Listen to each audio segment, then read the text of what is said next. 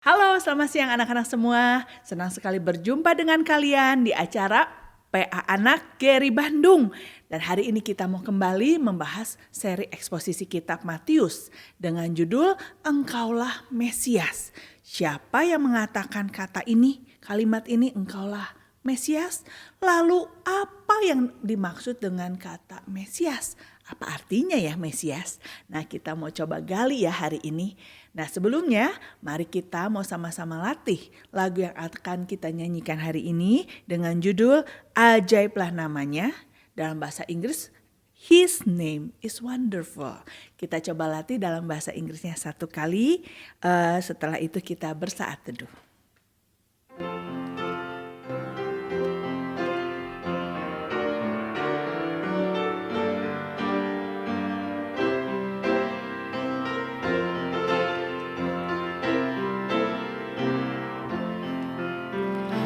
His name is wonderful. His name is wonderful.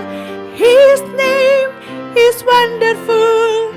Jesus my Lord. He is the mighty King, Master of everything. His name is wonderful. Jesus my Lord. He is the great shepherd, the rock of all ages. Almighty God is He. Bow down before Him, love and adore Him. His name is wonderful, Jesus my Lord. Anak-anak lagu ini mengatakan, Yesus, namamu begitu indah. Ya, Engkau adalah Raja segala raja, Pencipta semua, Gembala yang baik, Batu karang yang teguh. Mari kita berdiam diri sejenak bersaat teduh untuk memasuki PA Anak hari ini.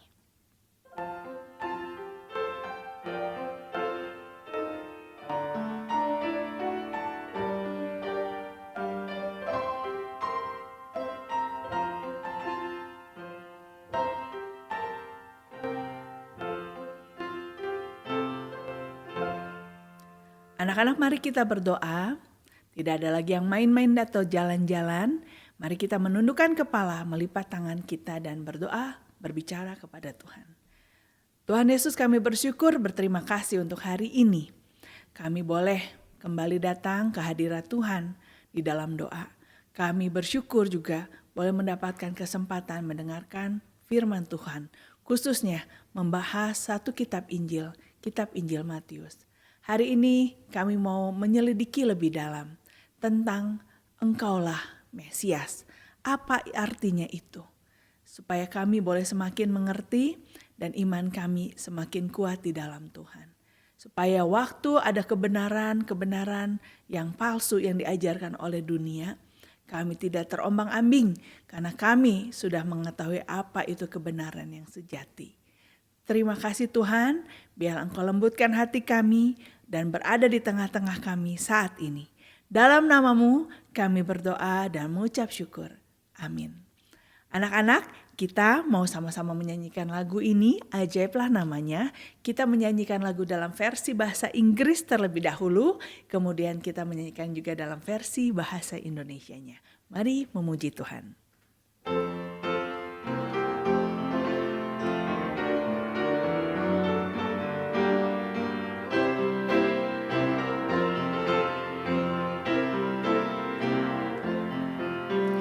His name is wonderful. His name is wonderful. His name is wonderful. Jesus my Lord. He is the mighty King, Master of everything. His name is wonderful. Jesus my Lord.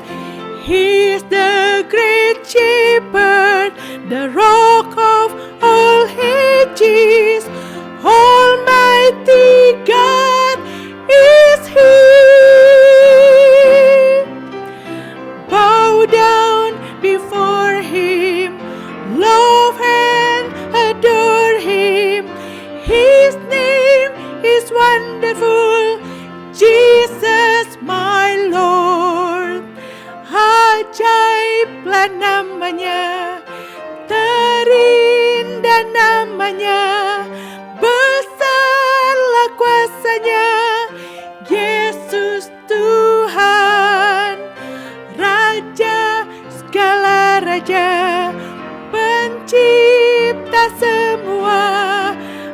ajaiblah namanya, Yesus Tuhan.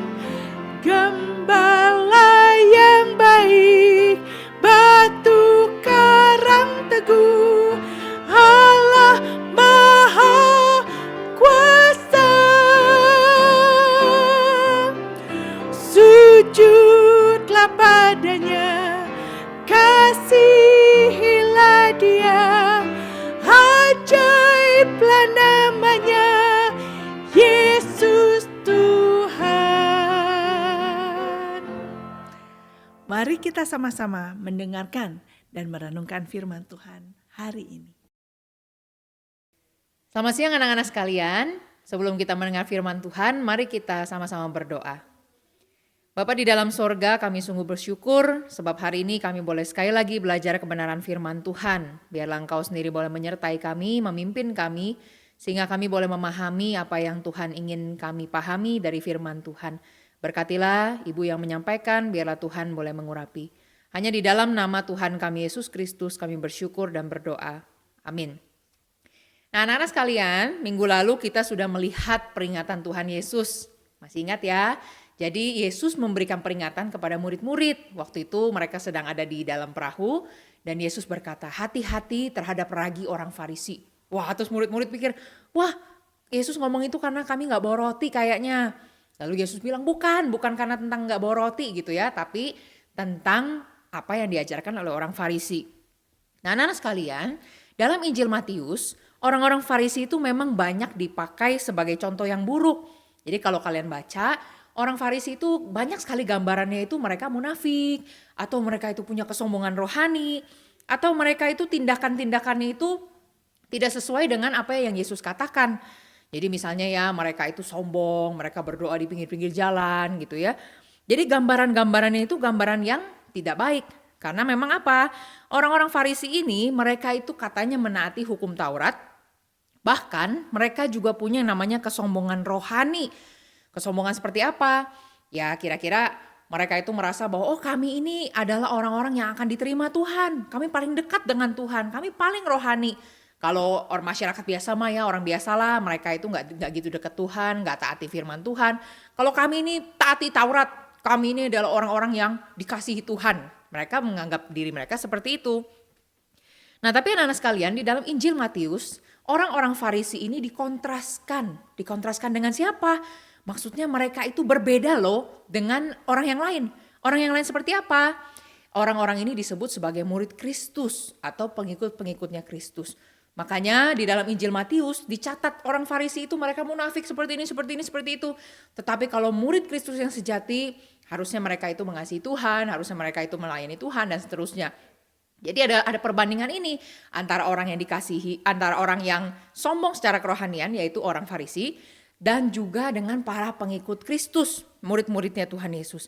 Nah anak-anak sekalian, hari ini kita akan melanjutkan kembali. Minggu lalu kan kita sudah lihat orang Farisi itu gambarannya jelek. Lah bagaimana dengan yang hari ini? Kita akan lihat tentang pengikut Kristus yang sejati. Bagaimana sih gambaran pengikut Kristus? Nah anak-anak sekalian, Ibu akan bacakan ya dari Matius pasal 16 ayat 13 sampai 20. Ibu akan bacakan bagi kita, ini LAI kasih judul Pengakuan Petrus. Setelah Yesus tiba di daerah Kaisarea Filipi, ia bertanya kepada murid-muridnya, kata orang, siapakah anak manusia itu? Jawab mereka, ada yang mengatakan Yohanes Pembaptis, ada juga yang mengatakan Elia, dan ada pula yang mengatakan Yeremia atau salah seorang dari para nabi. Lalu Yesus berkata kepada mereka, tetapi apa katamu? Siapakah aku ini? Maka jawab Simon Petrus, engkau adalah Mesias, anak Allah yang hidup. Kata Yesus kepadanya, berbahagialah engkau Simon bin Yunus, sebab bukan manusia yang mengatakan itu kepadamu, melainkan Bapakku yang di sorga. Dan aku pun berkata kepadamu, engkau adalah Petrus, dan di atas batu karang ini aku akan mendirikan jemaatku, dan alam maut tidak akan menguasainya. Kepadamu akan kuberikan kunci kerajaan sorga. Apa yang kau ikat di dunia ini akan terikat di sorga, dan apa yang kau lepaskan di dunia ini akan terlepas di sorga. Lalu Yesus melarang murid-muridnya supaya jangan memberitahukan kepada siapapun bahwa ia Mesias. Nah anak-anak sekalian, pada pada kisah ini gitu ya, Yesus dan murid-muridnya sudah berada di daerah Kaisarea Filipi. Nah, Kaisarea Filipi ini tempat mana? Kemungkinan besar ini adalah tempat bukan orang-orang Yahudi yang banyak tinggal di sana. Jadi banyak orang-orang lain ya, bukan orang Yahudi. Nah, di tempat inilah kita bisa pastikan tidak ada pengikut-pengikut yang lain. Jadi biasa ya, waktu Yesus pergi ke sebuah tempat, Yesus kan bawa murid-muridnya 12. Dan ada pengikut-pengikut lain. Makanya kan ada cerita ya, Yesus memberi makan 5.000 orang. Kenapa? Karena banyak pengikutnya. Tapi saat ini bisa dipastikan tidak ada pengikut Yesus selain 12 muridnya. Jadi Yesus hanya bersama 12 murid, dia ada di daerah Kaisarea Filipi. Nah, di dalam tempat yang sunyi ini, atau bukan tempat sunyi ya, tapi di dalam komunitas yang kecil ini, Yesus itu mulai bertanya. Pada kesempatan ini Yesus bertanya, kata orang, siapakah anak manusia? Siapa anak manusia? Ya, yang dimaksudkan Yesus ya tentu adalah dirinya sendiri. Jadi kalau di dalam Injil lain, misalnya Injil Markus atau Injil Lukas, itu dikatakan, menurut orang-orang, siapakah aku ini? Kata Yesus begitu ya. Jadi ini merujuk kepada Yesus. Yesus tanya kepada murid-murid, kata orang, siapakah aku ini? Nah, lalu murid-murid mulai menjawab, oh ada yang bilang bahwa engkau adalah Yohanes Pembaptis. Kok bisa? Karena mirip-mirip seperti Yohanes Pembaptis. Nah, anak-anak sekalian, saat itu Yohanes sudah mati dipenggal oleh Herodes. Kita ingat ceritanya ya, waktu itu istrinya Herodes itu sengaja mengeluarkan anak perempuannya waktu pesta. Jadi anak perempuannya itu dansa-dansa. Akhirnya Herodes senang sekali hatinya. Herodes bilang, anakku kamu mau apa? Nanti aku akan berikan semua kepadamu. Wah, lalu anak ini ngomong sama mamanya ya, mama, Pak, katanya Raja Herodes mau memberikan apapun yang saya mau. Wah, lalu mamanya bilang, minta kepala Yohanes Pembaptis. Wah, jadi saat itu Yohanes Pembaptis dibunuh, dipenggal, dan dia sudah dihukum mati. Jadi Yohanes sudah mati saat ini, sudah gak ada lagi, dan dia sudah meninggal. Nah, tapi waktu Yesus datang, ada orang-orang yang bilang, oh dia tuh Yohanes Pembaptis. Kenapa? Karena orang berpikir, wah Yohanes ini mungkin bangkit lagi dalam wujud Yesus. Kok bisa mirip? Coba lihat, Yohanes itu berani sekali ngomong sama raja. Bayangkan ya, Yohanes sama Raja Herodes itu dia berani ngomong, lu kamu berdosa, kamu harus bertobat dan seterusnya. Loh, Yesus sama. Yesus juga berani melawan orang-orang Farisi. Yesus juga berani menegur banyak orang. Lalu Yohanes juga bisa melakukan baptisan. Nah, Yesus juga melakukan hal-hal seperti itu ya, mujizat dan seterusnya. Wah, ini orang besar. Ini orang besar sekali. Jangan-jangan ini adalah Yohanes yang bangkit lagi dalam rupa Yesus. Nah, lalu ada orang-orang yang bilang juga, oh dia itu bukan Yohanes, dia itu adalah Elia. Kok bisa sebut Elia?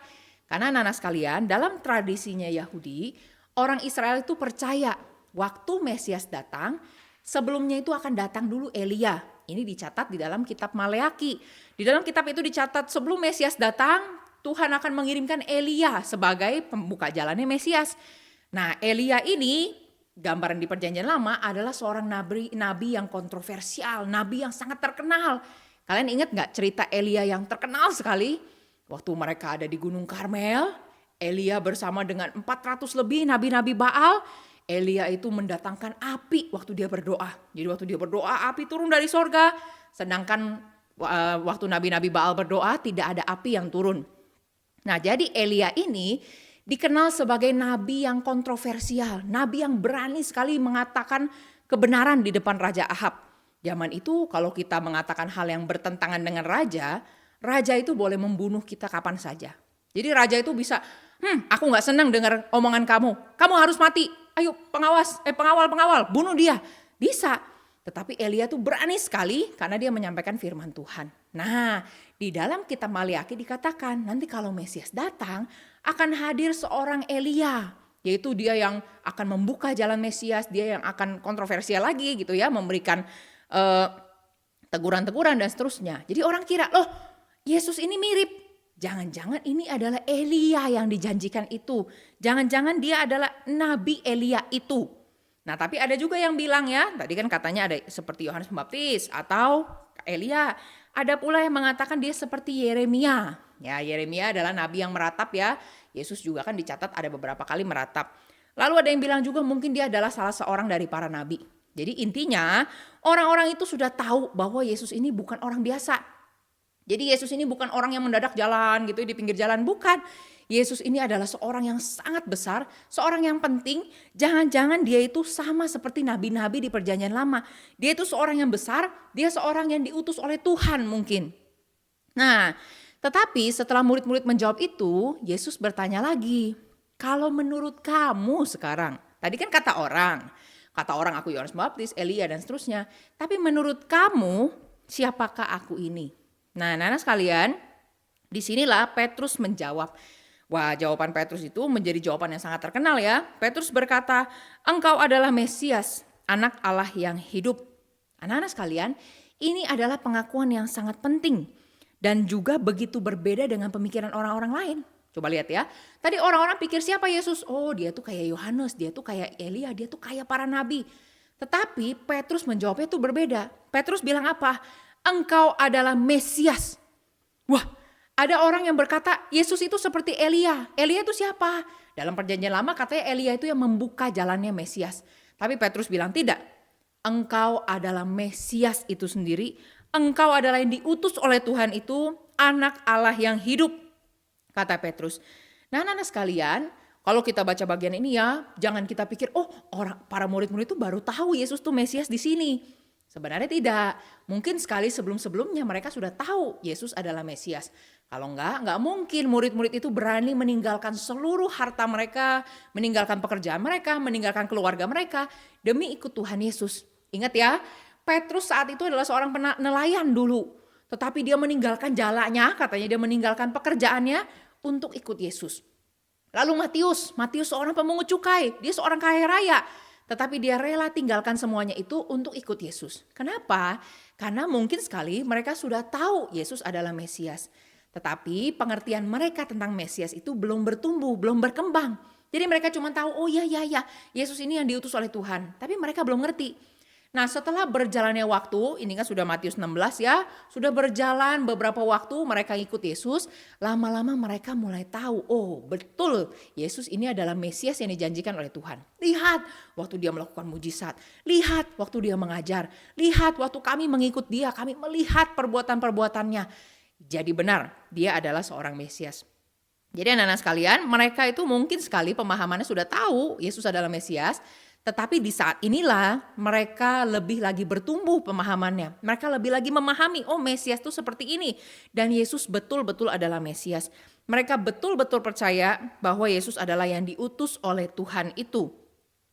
Nah, anak sekalian, setelah pengakuan ini Yesus berkata, nah ini kalimat Tuhan Yesus itu jadi kalimat yang diperdebatkan sepanjang zaman gereja sampai sekarang.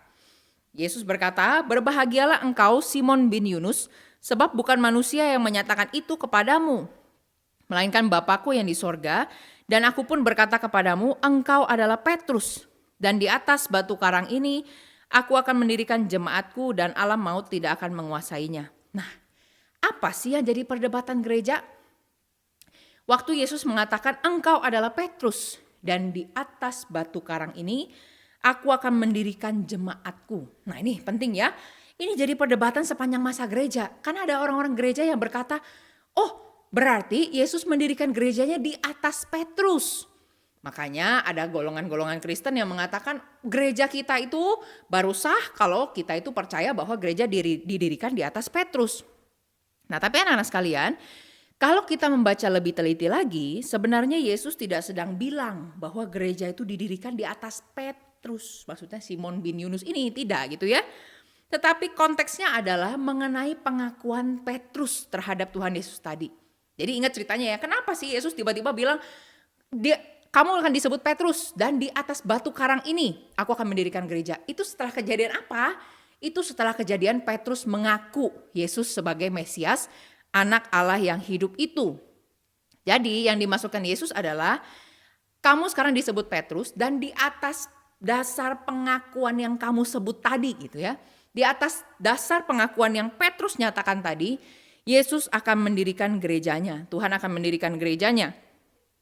Nah, anak-anak sekalian, pengakuan ini kenapa bisa muncul dari Petrus? Bukan karena Petrus lebih hebat.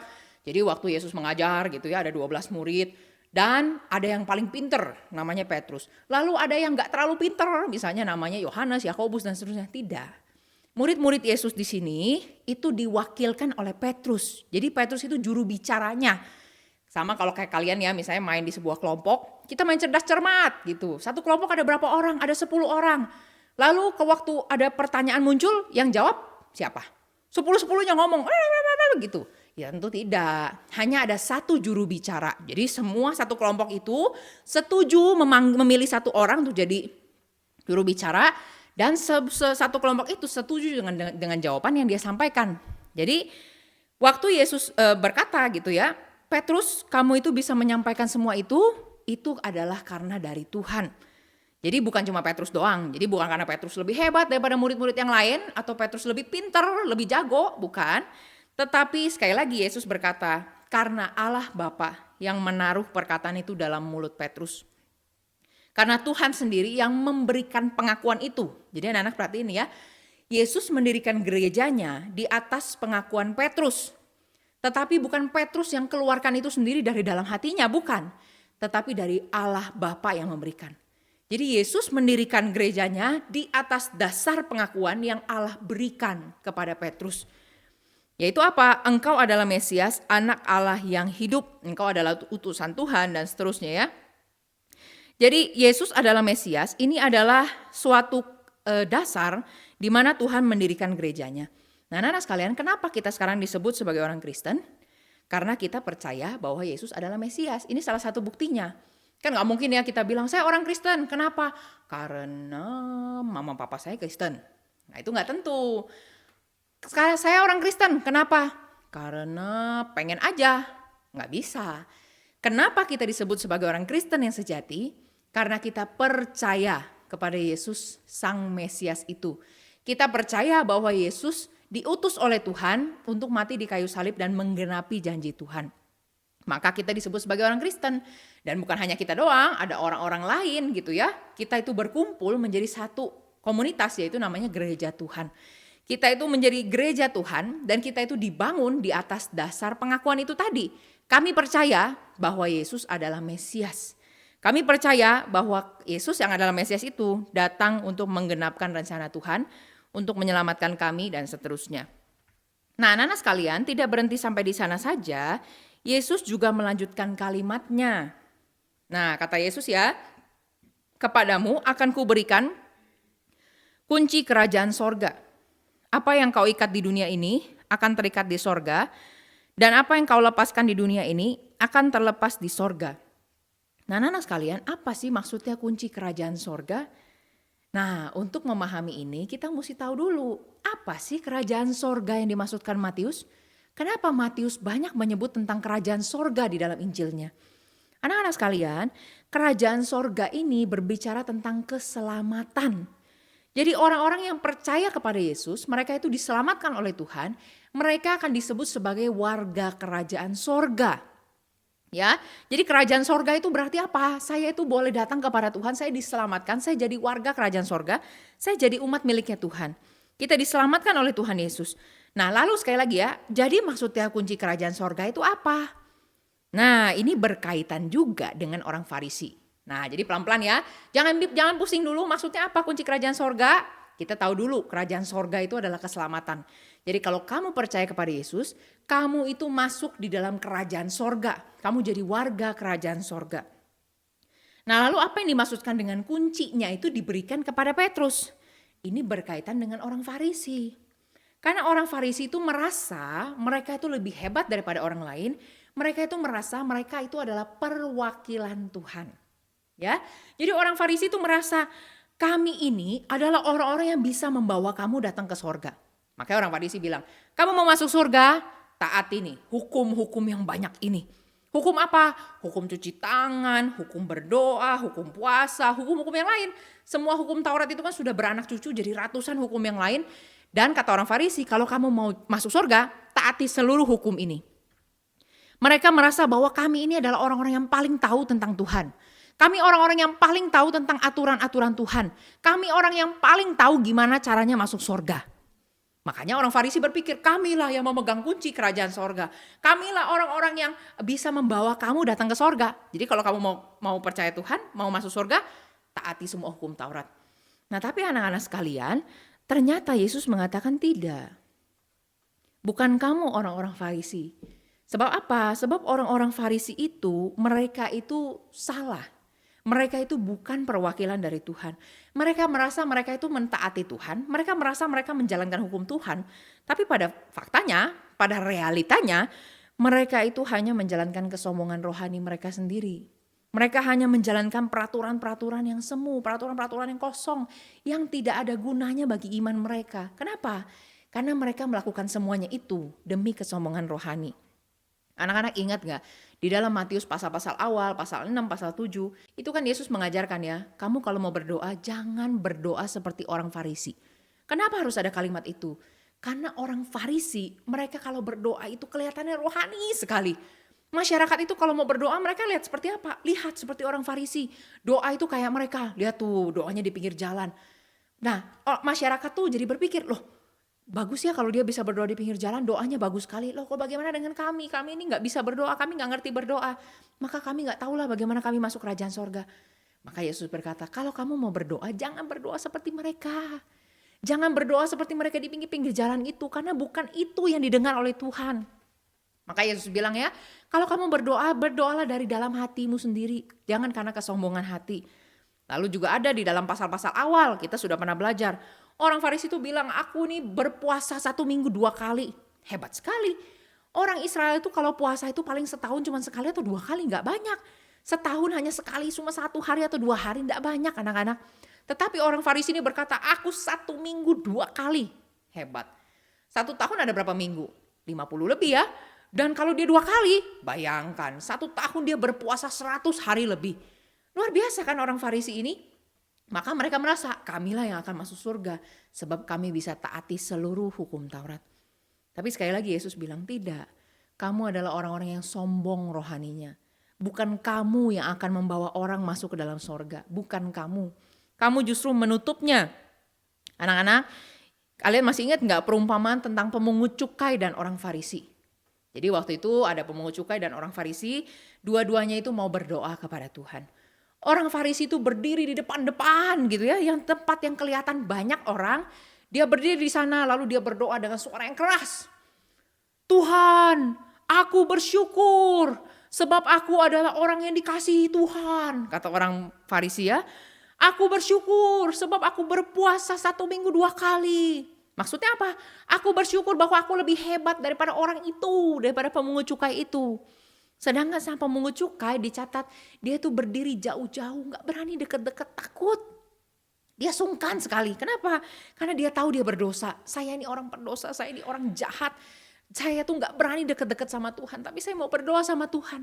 Maka saya berdiri jauh-jauh, lalu dia berdoa dengan suara yang kecil, gak berani teriak-teriak, malu. Dia berdoa dengan suara yang kecil, dia hanya bilang, Tuhan berbelas kasihanlah kepadaku. Anak-anak lihat ya, orang-orang Farisi digambarkan sebagai orang-orang yang sombong rohaninya. Mereka kira mereka yang bisa membawa orang datang kepada Tuhan. Tetapi Yesus berkata, bukan kamu yang membawa orang kepada Tuhan. Kamu justru menutup pintu itu. Ibu akan bacakan ya dari Matius 23 ayat 13. Matius 23 ayat 13, ini kalimat Yesus. Yesus berkata, celakalah kamu, hai ahli-ahli Taurat dan orang-orang Farisi, hai kamu orang-orang munafik, karena kamu menutup pintu-pintu kerajaan sorga di depan orang. Sebab kamu sendiri tidak masuk dan kamu merintangi mereka yang berusaha masuk. Jadi sekali lagi ya, Yesus katakan celakalah kamu. Sebab kamu itu orang-orang munafik. Kamu kira kamu itu hebat. Tidak, kamu itu sombong secara kerohanian. Kamu orang munafik. Kamu kira kamu membuka pintu kerajaan sorga bagi orang. Tapi tidak, kamu justru menutup pintu kerajaan sorga. Kamu justru merintangi orang katanya. Dan bahkan kata Yesus, kamu sendiri tidak akan masuk ke dalam kerajaan sorga. Anak-anak masih ingat gak? Kata Yesus kan, Yesus pernah bilang ya, unta masuk ke lubang jarum itu masih lebih mungkin daripada orang Farisi masuk ke dalam kerajaan sorga. Unta masuk ke lubang jarum. Unta itu gambarannya besar gitu ya. Bentuknya besar, masuk ke dalam lubang jarum itu tempat yang sangat kecil gitu ya, lubangnya sangat kecil. Bagaimana mungkin unta yang besar bisa masuk ke dalam lubang jarum? Bagaimana mungkin sesuatu hal yang besar bisa masuk tempat yang kecil? Tapi kata Yesus, lebih mungkin itu unta masuk ke lubang jarum daripada orang Farisi masuk kerajaan sorga. Padahal mereka kira, oh kami duluan dong yang masuk kerajaan sorga. Tapi Yesus katakan tidak. Kamu yang merintangi orang masuk kerajaan sorga, kamu sendiri pun tidak akan masuk, kata Yesus. Nah, anak-anak sekalian, tetapi kepada Petrus, Yesus berkata, aku memberikan kepadamu kunci kerajaan sorga. Aku memberikan kepadamu, Petrus, seorang nelayan itu, kunci kerajaan sorga. Ini bukan berarti, saya bisa bolak-balik sorga sepuasnya, kan punya kuncinya ya. Kayak saya punya kunci kamar mama, saya boleh sepuasnya bolak-balik kamar mama. Bukan, tetapi maksudnya di sini sekali lagi, kerajaan sorga itu adalah keselamatan. Maksud Tuhan, Tuhan mau memakai Petrus untuk membawa orang kembali kepada Tuhan. Tuhan mau pakai Petrus untuk membawa orang kepada kerajaan sorga, kepada keselamatan, membawa orang-orang berdosa kepada pertobatan yang sejati. Nah, anak-anak sekalian, nanti ini dibuktikan dengan fakta di dalam Kisah Para Rasul ya, di dalam kitab Kisah Para Rasul, kita akan lihat waktu Petrus itu dipenuhi oleh kuasa Roh Kudus, dia memberitakan Injil dan ada 3.000 orang bertobat. Ini berarti apa? Petrus itu membuka pintu kerajaan sorga dan membawa 3.000 orang ini datang kepada keselamatan di dalam Tuhan. 3.000 orang ini yang bertobat, mereka itu menjadi percaya kepada Yesus dan mereka itu menerima keselamatan. Nanti juga kita lihat ada kisah-kisah yang lain, ada kisah keluarga Kornelius. Kornelius ini bukan orang Yahudi, mereka orang di luar Yahudi, mereka dianggap sebagai orang kafir. Tetapi waktu Petrus memberitakan Injil kepada Kornelius dan keluarganya, keluarga mereka ini menjadi percaya dan menjadi pengikut Tuhan Yesus. Keluarga mereka ini menjadi warga kerajaan sorga. Keluarga Kornelius ini menjadi orang-orang yang boleh masuk ke dalam kerajaan sorga. Mereka boleh menikmati keselamatan. Jadi anak-anak sekalian, waktu Yesus berkata, aku memberikan kepadamu kunci kerajaan sorga, itu berarti apa? Aku memberikan kepada kamu privilege atau kesempatan. Untuk apa? Untuk kamu boleh membawa orang kepada keselamatan. Untuk kamu boleh memberitakan Injil supaya orang-orang itu bisa percaya kepada Tuhan Yesus dan menikmati keselamatan. Nah, anak-anak sekalian, apakah kunci ini hanya diberikan kepada Petrus? Kalau kita lihat di dalam patung-patung atau lukisan-lukisan jadul gitu ya, lukisan-lukisan dari gereja-gereja zaman dulu, Petrus itu selalu digambarkan ada kuncinya. Jadi biasanya Petrus ada jubahnya, lalu ada kunci di sebelah kiri atau sebelah kanannya gitu ya. Jadi ada gambar kuncinya. Kenapa? Karena di Alkitab dikatakan Petrus diberikan kunci. Tetapi apakah Yesus hanya memberikan kunci kepada Petrus? Ternyata tidak. Sekali lagi ya anak-anak sekalian, Petrus ini adalah perwakilan dari seluruh murid-murid Tuhan Yesus. Jadi kunci itu waktu diberikan kepada Petrus, maksudnya kunci itu juga diberikan kepada murid-murid yang lain. Kunci itu diberikan kepada murid-murid Yesus. Kalau kita melihat ya, bukan hanya Petrus yang memberitakan Injil. Yohanes juga pergi memberitakan Injil sampai dia dibuang ke Pulau Patmos. Yakobus juga pergi memberitakan Injil sampai dia mati martir. Thomas memberitakan Injil ke India sampai dia juga mati martir di sana. Dan murid-murid Yesus yang lain juga pergi memberitakan Injil. Kenapa? Karena mereka membawa kunci kerajaan sorga itu. Mereka mau membawa banyak orang kembali kepada Tuhan. Mereka mau membawa banyak orang ke dalam keselamatan di dalam Kristus.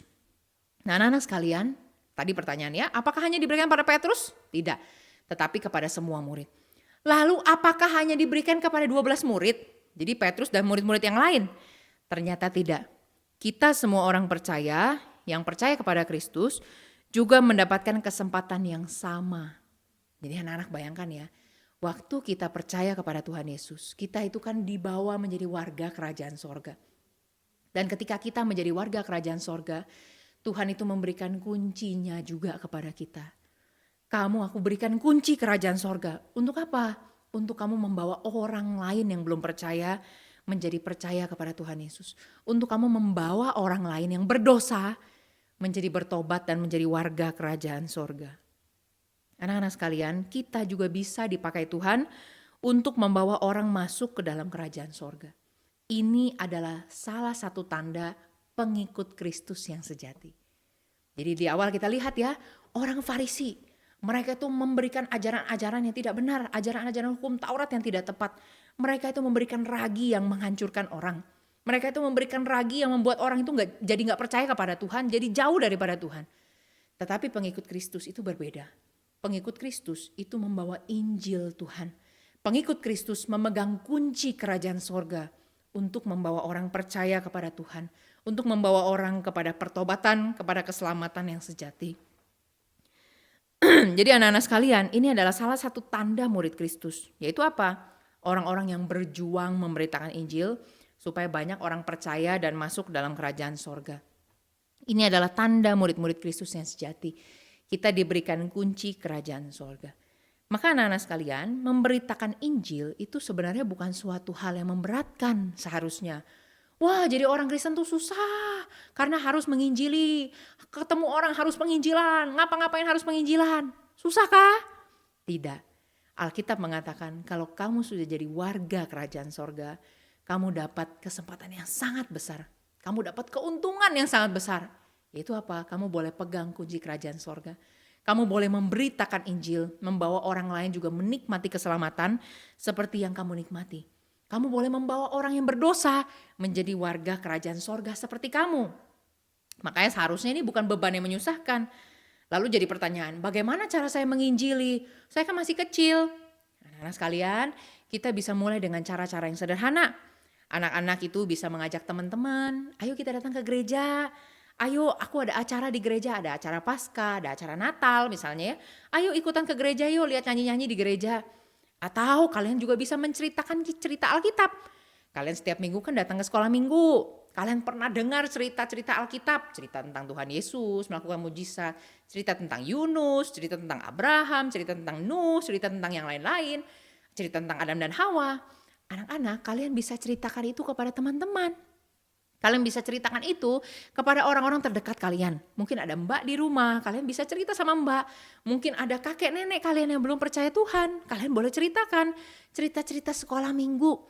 Cerita-cerita yang kalian tahu, cerita-cerita yang kalian baca dari Alkitab, bisa kalian ceritakan sebagai bahan penginjilan. Atau mungkin juga kalian pernah bawa traktat. Kita ada traktat anak gitu ya. Traktat anak yang sederhana sekali, ada gambar misalnya hati yang hitam, lalu Yesus menyembuhkan, Yesus menyelamatkan, hati itu berubah jadi merah gitu ya. Itu adalah salah satu sarana penginjilan. Kalian boleh pakai semuanya itu untuk mengabarkan Injil. Kalian boleh memberikan traktat kepada teman-teman kalian. Kalian boleh ajak mereka ke gereja. Kalian boleh ceritakan cerita Alkitab kepada mereka. Atau kalian boleh bilang saja, saya percaya pada Tuhan Yesus. Kenapa? Sebab Yesus mau mati buat saya. Yesus juga mau mati buat kamu. Mau tahu lebih lanjut? Ayo kita datang ke gereja, kita akan belajar sama-sama. Jadi anak-anak sekalian, kita itu bisa belajar menginjili dari hal-hal yang sederhana. Ingat sekali lagi, penginjilan itu bukan suatu hal yang saya boleh pilih. Tidak. Kamu yang percaya kepada Tuhan, kamu menerima kunci kerajaan sorga seperti Petrus. Kamu diberikan mandat untuk memberitakan Injil. Kita diberikan mandat untuk membawa orang kembali kepada Tuhan. Nah, anak-anak sekalian, sekali lagi ini adalah bukti atau tanda dari pengikut Kristus yang sejati. Bukan seperti orang Farisi yang menjadi orang-orang yang sombong. Saya ini orang Kristen rajin ke gereja setiap minggu. Bukan itu. Tetapi kalau kamu murid Kristus yang sejati, kamu akan pergi memberitakan Injil. Kamu akan pergi membawa orang berdosa kembali kepada Tuhan. Kiranya Tuhan memimpin kita belajar mengasihi orang berdosa dan belajar menginjili. Dan kiranya Tuhan menyertai kita sejak dari kecil. Mari kita berdoa. Bapa di dalam sorga, kami sungguh bersyukur sebab Tuhan telah menebus kami. Tuhan membawa kami menjadi warga kerajaan sorga. Kami bersyukur ya Tuhan, kami boleh menikmati keselamatan. Dan pada hari ini kami juga bersyukur, kami boleh mengetahui bahwa kami juga diberikan kunci kerajaan sorga. Kami juga diberikan mandat oleh Tuhan untuk memberitakan Injil. Kiranya Tuhan boleh menyertai kami sebagai anak-anak, perlahan demi perlahan kami memberitakan Injil kepada orang-orang yang kami kenal. Kami mendoakan mereka dan kami bergumul untuk membawa mereka kepada Tuhan. Sertailah kami ya Tuhan, sertailah setiap orang-orang di sekitar kami, mungkin ada kakek nenek, pembantu kami di rumah, atau asisten rumah tangga yang belum percaya Tuhan. Biarlah Tuhan boleh memakai kami memberitakan Injil kepada mereka. Terima kasih untuk firman Tuhan hari ini. Hanya di dalam nama Tuhan kami Yesus Kristus kami bersyukur dan berdoa. Amin. Ya anak-anak, gimana firman Tuhan hari ini? Apa artinya Mesias? Mesias bisa dikatakan sebagai Raja, Juru Selamat yang dijanjikan, pembawa perubahan besar. Nah, apakah Yesus sudah menjadi Mesias di dalam hidup kita? Apakah dengan mulut, dengan hati kita dapat mengatakan, ya sungguh engkaulah Mesias. Bukan hanya Petrus saja mengatakan itu, tapi kita sendiri pun mengatakan, engkau adalah Mesias, engkau adalah Tuhanku, engkau adalah Juru Selamatku. Mari kita sama-sama memuji nama Tuhan dengan lagu His Name is Wonderful. Kita nyanyikan lagu bahasa Inggrisnya saja.